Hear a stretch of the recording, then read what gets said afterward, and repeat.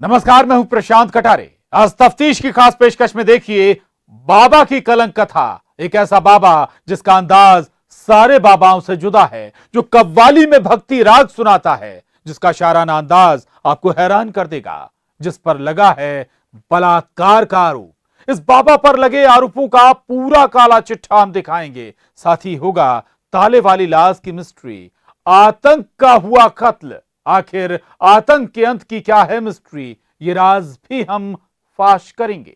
और सबसे बड़ा खुलासा, क्या हुस्न के जाल में फंसा एक फौजी और एक जली लाश, दीवार पर एक नाम और 3 नंबर की, आखिर क्या है ये मिस्ट्री।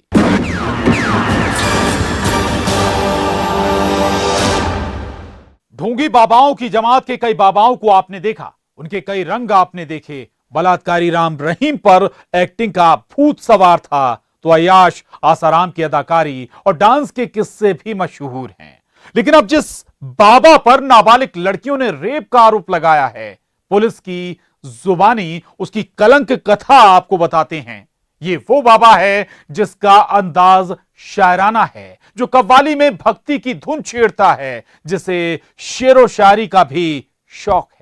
इसने तोड़ा दिल हमारा, डोली उठाओ कहार दिया मिलन के रुतबा। के लिए उनके घर पे आए और उनकी जो बच्चियां हैं उन बच्चियों को अलग अलग बुलाकर इस तरह का दुष्कर्म कार्य करने का कार्य किया है, जिस पर से थाना नादन में अपराध पंजीबद्ध कर आरोपी को हिरासत में ले लिया। क्या रखा है बाबा का शायराना अंदाज, इसने तोड़ा दिल हमारा,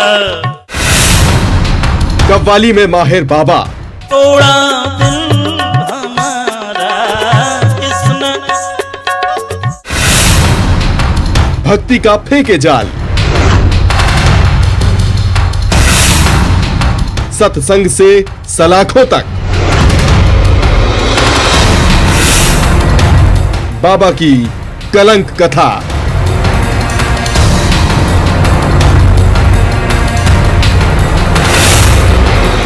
बाबा बलात्कारी। कोई खुद को भगवान समझता है तो कोई अलग ही अवतार में नजर आता है। पाखंडी बाबाओं की जमात में कभी बलात्कारी राम रहीम की एंट्री हुई तो उसने लोगों पर चढ़े अंधभक्ति के चश्मे से खुद को भगवान का दूत ही बता दिया। इस ढोंगी की पाप लीला यहीं खत्म नहीं हुई। ये पाखंडी बाबाओं की फहरिस्त में सबसे अनोखा बाबा था, जिसने सीधे बॉलीवुड में ही एंट्री मारी और फिर 75 mm के पर्दे यानी सिनेमा में खुद को हीरो बताने पर तुल गया। इसकी एक्टिंग का कीड़ा छलांगे मार रहा था, तो दूसरी तरफ ये अय्याश राम रहीम लड़कियों के साथ वहशीपन का शर्मनाक खेल खेल रहा था। इससे पहले भी कई बाबाओं का काला चिट्ठा खुला है, जो लोगों को बेवकूफ बनाने में कोई कसर नहीं छोड़ते। कोई बंसी बजाकर लोगों का चैन लूटता है, तो कोई ऐसे थिरकता है कि इनकी अदाओं पर तो बॉलीवुड की हीरोइंस भी गश खा जाएं। कभी बलात्कारी राम रहीम, कभी अय्याश आसाराम, तो कभी रामपाल, जो सत्संग से सलाखों तक पहुंचे हैं।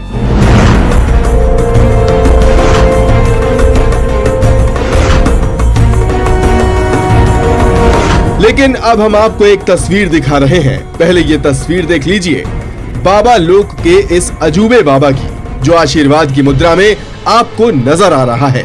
जिस बाबा ने लोगों पर अपनी अंधभक्ति का जादू चलाने के लिए सीधे बॉलीवुड के सिंगर्स को ही चुनौती दे दी।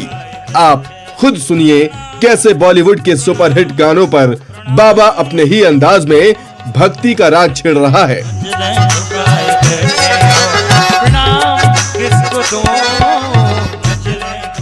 ये तो इस ढोंगी बाबा की बानगी बस है। ऐसे तो कई बॉलीवुड नगमे हैं जिस पर ये भक्तों को झूमने पर मजबूर कर देता है। ये बात अलग है कि अब खुद सलाखों में ये ढोंगी बाबा अपना सर फोड़ रहा है। ये बाबा नागिन डांस करता है तो कोई सीधे फिल्मों में ही एक्टिंग करने लगता है, लेकिन ये बाबा कव्वाली में भी माहिर है। बस आप ये कव्वाली भी सुन लीजिए, क्योंकि उसके बाद पुलिस वाले इसके काले चिट्ठे की कव्वाली सुनाएंगे। तोड़ा दिल हमारा, अब आप सोच रहे होंगे कि आखिर माजरा क्या है, कौन है ये बाबा जो सत्संग से सलाखों के पीछे पहुंच गया। तो ये बाबा है सतना में फेमस कथावाचक व्यास नारायण स्वरूप त्रिपाठी, जिसका नाम 1 दर्जन से ज्यादा गांव वाले इज्जत से लेते थे। लेकिन इन बाबा की 3 नाबालिग लड़कियों ने जो कलंक कथा बताई, उससे सीधे ये बाबा सलाखों के पीछे पहुंच गए। अब सवाल है कि आखिर इस पर आरोप क्या लगा है। तो एक गांव में ये बाबा नारायण स्वरूप त्रिपाठी जन्मदिन पर कथा बांचने गया था, लेकिन तभी उस घर की 3 नाबालिग बच्चियों की कुंडली बांचने लगा। फिर आरोप है कि बाबा ने लड़कियों की कुंडली में शैतान बताया और इसके मन का शैतान जाग उठा। 12 की बात है। एक कथावाचक है नारायण स्वरूप त्रिपाठी, ये ग्राम नांदन, वहाँ पर एक व्यक्ति के यहाँ पर पूजा पाठ करने के लिए गए थे। उसी दिन उन्होंने वहाँ पर पूजा के दौरान जो आवेदक है उनको बताया कि इनकी बच्चियों को भी काल सर्प दोष और उसके अन्य कुछ उनको ज्योतिष के बारे में उनको बताया और बोला इसकी पूजा करना पड़ेगी। बाबा ने काल सर्प दोष का डर दिखाया और लड़कियों को एक एक कर कमरे में बुलाया। और फिर आरोप है कि इस बाबा ने शुरू की पाप लीला, जहां उन 3 बहनों ने आरोप लगाया है कि 2 बहनों के साथ इस बाबा ने बलात्कार किया और तीसरी बच्ची के साथ दुष्कर्म की कोशिश की है। इन आरोपों के बाद इस बाबा को पुलिस ने गिरफ्तार कर लिया।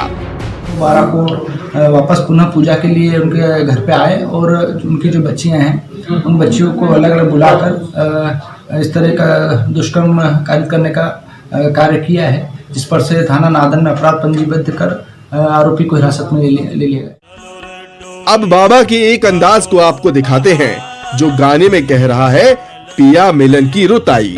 डोली उठाओ कहार, पिया मिलन के रुत आए। लेकिन इनके काली करतूतों ने बता दिया, पिया मिलन की नहीं, जेल मिलन की रुत आई। अब पुलिस वाले इस पूरे मामले में बाबा की क्राइम कुंडली खंगाल रहे हैं। तफ्तीश के लिए सतना से शिवेंद्र सिंह बघेल के साथ bureau report, news 18 Madhya Pradesh Chhattisgarh. Security में सेंधमारी की ऐसी वारदात जहां आर्मी कैंप में चोरी होती है। होशंगाबाद आर्मी कैंप पचमढ़ी से सेना के हथियार चुराकर भागे आरोपी हरप्रीत और उसके साथी को गिरफ्तार तो कर लिया जाता है, लेकिन इस आरोपी तक पुलिस जिस क्लू से पहुंची थी वो था इसकी एक फेसबुक चैटिंग, जहां यह आरोपी एक विदेशी महिला से लगातार बातें कर रहा था जो उसे अपनी गर्लफ्रेंड बताता है। इस वारदात में इंटेलिजेंस एजेंसियों को जो इनपुट मिला है वो आपके होश उड़ा देगा। एक ऐसी वारदात जिसने हिंदुस्तान की सारी इंटेलिजेंस एजेंसियों में खलबली मचा दी है, जिसने एक के बाद एक कई सवाल खड़े कर दिए। जहां एमपी और पंजाब पुलिस एटीएस से एक आरोपी की तलाश कर रही थी। पुलिस को उस आरोपी का कोई क्लू नहीं मिल रहा था, लेकिन तभी फेसबुक पर हुई चैटिंग ने इंटेलिजेंस एजेंसियों को कई सुराग दिए। इस सुराग में सबसे अहम क्लू था वो आरोपी लगातार फेसबुक पर एक विदेशी महिला से कई दिनों से चैटिंग कर रहा था, जिसे आरोपी की गर्लफ्रेंड बताया जा रहा है। ये भी हो सकता है कि ये विदेशी महिला पाकिस्तान की हो और ये भी हो सकता है कि ये पूरा हनी ट्रैप का जाल हो, जहां अहम जानकारी गर्लफ्रेंड बनकर वो विदेशी महिला हासिल कर रही हो। इसके कोई एकाध प्रेमिका का एंगल भी सामने आया है। वो हो सकता है कि वो विदेशी हो या इस एंगल पर भी हम लोग अनुसंधान कर रहे हैं। अब इस विदेशी गर्लफ्रेंड का क्या चक्कर है, तो इस ट्रैप को ट्रैक करने के लिए इस कहानी को थोड़ा पीछे ले चलते हैं, क्योंकि मामला बेहद संगीन है। 5 दिसंबर की रात पचमढ़ी आर्मी कैंप की करियप्पा कंपनी से 2 इंसास राइफल, 3 मैगजीन और 20 कारतूस लेकर सेना का जवान हरप्रीत सिंह मौके से गायब हो गया था। सिक्योरिटी में सेंधमारी की ये जानकारी लगते ही हड़कंप मच गया। ये खबर लगते ही सुरक्षा एजेंसियां हरकत में आई थी और फिर आरोपी को एटीएस, पंजाब पुलिस और एमपी पुलिस के जॉइंट ऑपरेशन के दौरान पंजाब के होशियारपुर से गिरफ्तार किया गया। बताया जा रहा है कि होशंगाबाद पचमढ़ी आर्मी कैंप से राइफल चुराने वाला आरोपी हरप्रीत सिंह फौजी है। वो आर्मी बैंड की ट्रेनिंग के लिए पहले भी पचमढ़ी आ चुका था। ये आरोपी सिख रेजिमेंटल सेंटर रामगढ़ में था। पचमढ़ी में 17-18 में प्रशिक्षण पे भी आया था आर्मी एजुकेशन कोर में और वर्तमान में ये लगभग 2 महीने से अनधिकृत रूप से अपनी ड्यूटी से गैर हाजिर था। इस मामले से जुड़ी सबसे बड़ी जानकारी न्यूज 18 के हाथ लगी है। इंटेलिजेंस डीआईजी मनोज शर्मा के मुताबिक गिरफ्त में आए आरोपियों का आतंकी मॉड्यूल से कनेक्शन मिला है। पूरे देश की तमाम एजेंसियां आरोपियों से पंजाब में पूछताछ कर रही हैं। एमपी एटीएस और होशंगाबाद पुलिस भी आरोपियों से पूछताछ कर रही है। आरोपियों को ट्रांजिट रिमांड पर मध्य प्रदेश लाया जाएगा। आरोपी हरप्रीत और जग्गा के साथ उनके एक साथी को भी गिरफ्तार किया गया है। प्रारंभिक तौर पर जानकारी संकलित हुई है, पर कोई न कोई इंपॉर्टेंट किसी मॉड्यूल से इसके जुड़े होने की संभावना से इनकार नहीं किया जा सकता है। आरोपी हरप्रीत सिख रेजिमेंट पंजाब का सिपाही है, जो 2 महीने से बिना सूचना के ड्यूटी से गायब था। आरोपियों के सिख आतंकवाद, कबूतरबाजी, ड्रग्स और विदेशी संस्थाओं के मॉड्यूल से कनेक्शन होने की संभावना है। आरोपी हरप्रीत विदेशी युवती से भी फेसबुक पर चैटिंग कर रहा था। इसी चैटिंग के जरिए आरोपी तक खुफिया एजेंसी पहुंच सकी। सिख आतंकवाद से संबंधित भी हो सकता है। विदेशी एजेंसी के द्वारा जो संचालित मॉड्यूल भी हो सकता है। इसके अलावा कबूतरबाजी का मॉड्यूल और नार्को ड्रग स्मगलिंग वगैरह, उससे संबंधित भी ये लोग हो सकते हैं। दोनों आरोपियों के तीसरे साथी का नाम काके बताया जा रहा है। आरोपी पचमढ़ी आर्मी कैंप से राइफल, कारतूस और मैगजीन चोरी कर क्रिकेट बैग में पंजाब ले गए थे। वहां उन्होंने पोल्ट्री फार्म में हथियारों को छुपा दिया था। होशियारपुर के मियानी के रहने वाले फौजी हरप्रीत को गिरफ्तार कर जांच एजेंसियां इस बात का पता लगाने की कोशिश कर रही हैं कि आखिर पचमढ़ी आर्मी कैंप से हथियार चुराने की वजह क्या थी। क्या इस वारदात का कोई आतंकी कनेक्शन है? क्या आरोपी हरप्रीत हनी ट्रैप का शिकार हुआ? इस पूरे मामले की तफ्तीश जारी है। तफ्तीश के लिए होशंगाबाद से शैलेंद्र कौरव और भोपाल से मनोज राठौर के साथ bureau report, news 18, Madhya Pradesh, Chhattisgarh. अभी वक्त एक छोटे से ब्रेक का, कहीं मत जाइएगा, तफ्तीश अभी जारी है।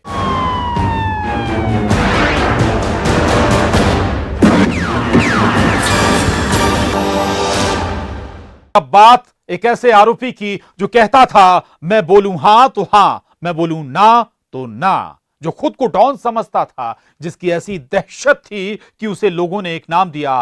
वो नाम था आतंक। फिर इस आतंक का कत्ल हो गया। अब सवाल है कि आखिर किसने और क्यों किया इस बदमाश आतंक का अंत।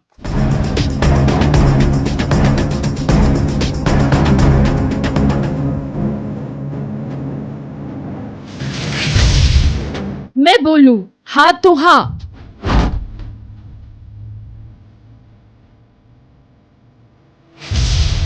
मैं बोलूं ना तो ना।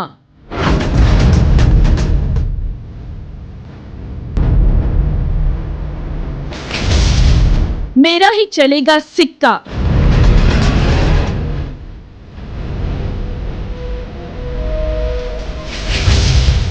जुर्म की दुनिया का मैं डॉन।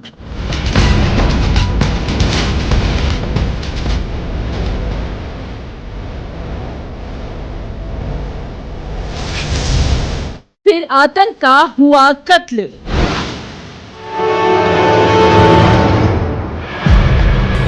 आखिर क्रिमिनल कैसे होते हैं? आखिर क्रिमिनल माइंड कैसे चलता है? आखिर अपराधियों के दिमाग में ऐसा कौन सा केमिकल लोचा होता है जो दिन रात, सुबह शाम जराइम की दुनिया में अपना सिक्का जमाना चाहते हैं? आज बात एक ऐसे निगरानी शुदा बदमाश की जो एक इलाके का डॉन बनना चाहता था।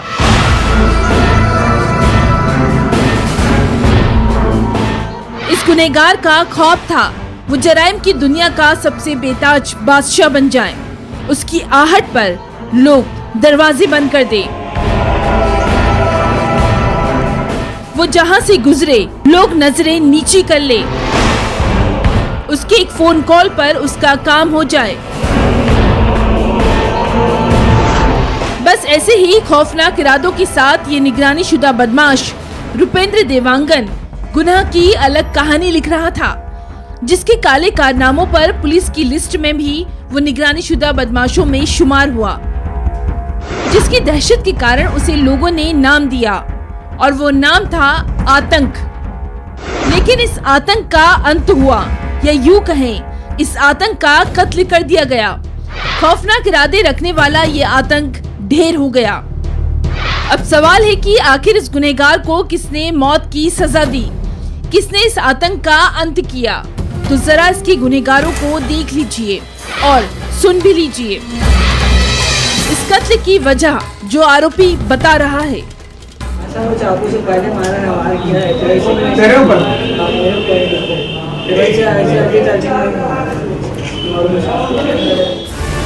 रायपुर के उरला थाना इलाके के बजरंग नगर में मंगलवार की रात रुपेंद्र देवांगन का बेरहमी से कत्ल किया गया, जिसके ऊपर चाकू से वार किए गए।